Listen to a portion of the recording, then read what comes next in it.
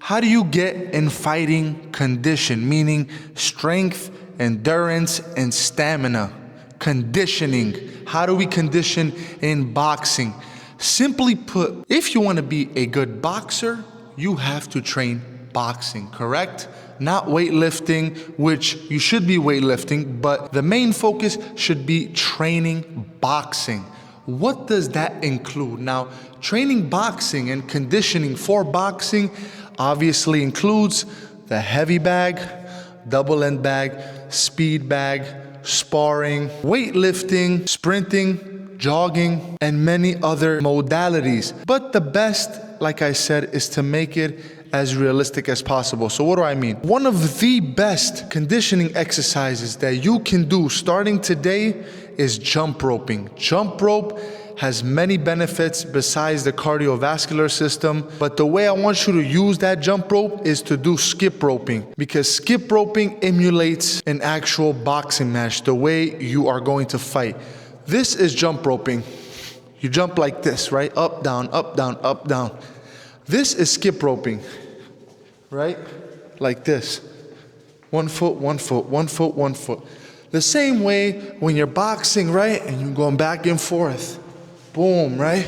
You're always on your toes in boxing. So skip roping, jump roping is going to help emulate a fight, or at least how you move during sparring or fighting.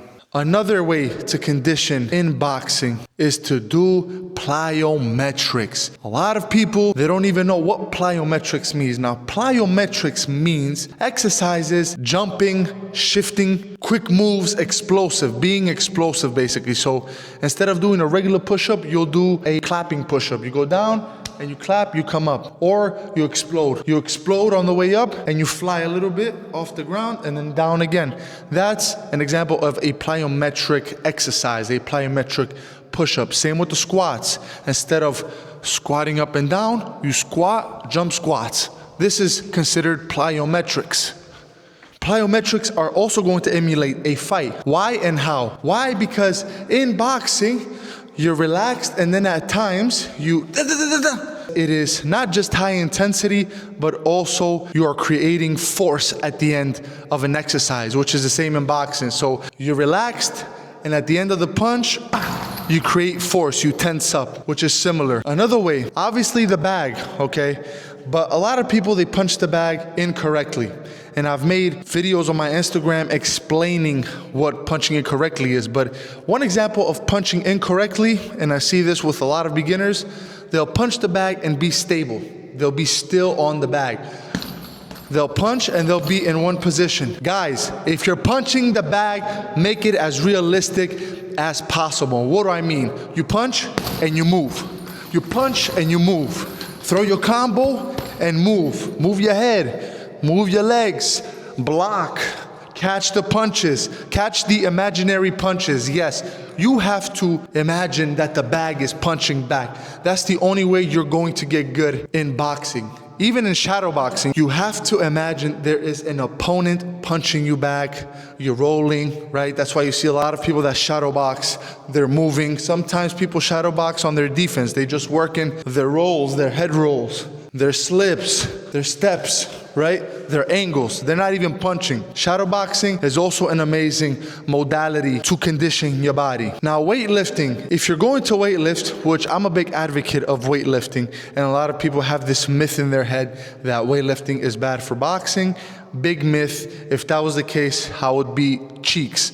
But I'm a 2-time New York champion. So obviously weights have helped me tremendously. The thing is, are you lifting weights that will translate to your sport? Or are you lifting like a bodybuilder?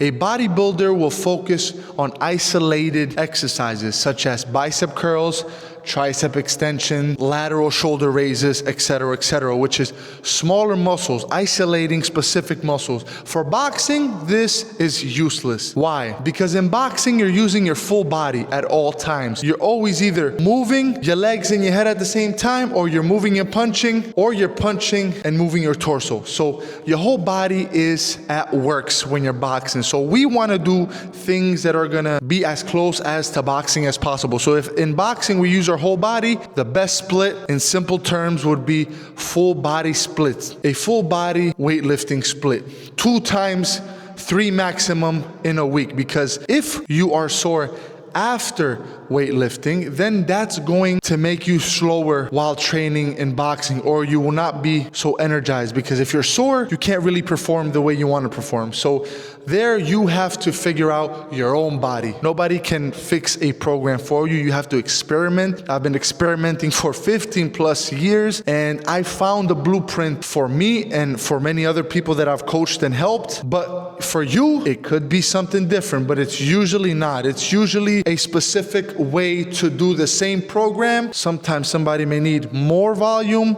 less volume, higher intensity, lower intensity. It depends on your lifestyle, depends how many days you have to train.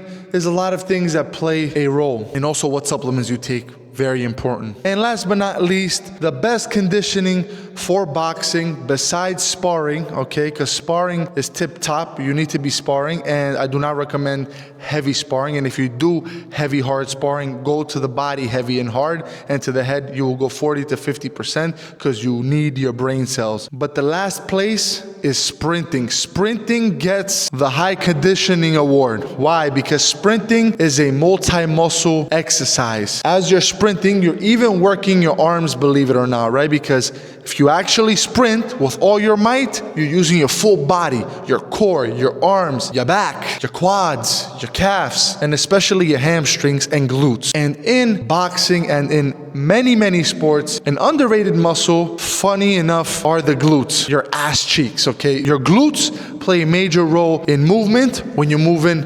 dynamically, right? When you're jumping, when you're sprinting, your glutes play a role. So sprinting will be one of the best conditioning exercises you can do for boxing. Now there's ways to do it. I recommend sprinting, let's say, for 10 to 15 seconds, resting for about a minute, and doing that again. You can do that for 10, 20, 30 times. Again, depends on how much you can already handle and how much you are willing to do for yourself, and if it's going to affect your training the next day. So you need to figure out your program. And again, if you're having trouble with guidance and programming, you can always send me a DM at Boxing Muscle Official on Instagram. Hope this helped. If you have any other questions, concerns that you want me to answer, leave them down in the comments below. See you next time, and master your jab.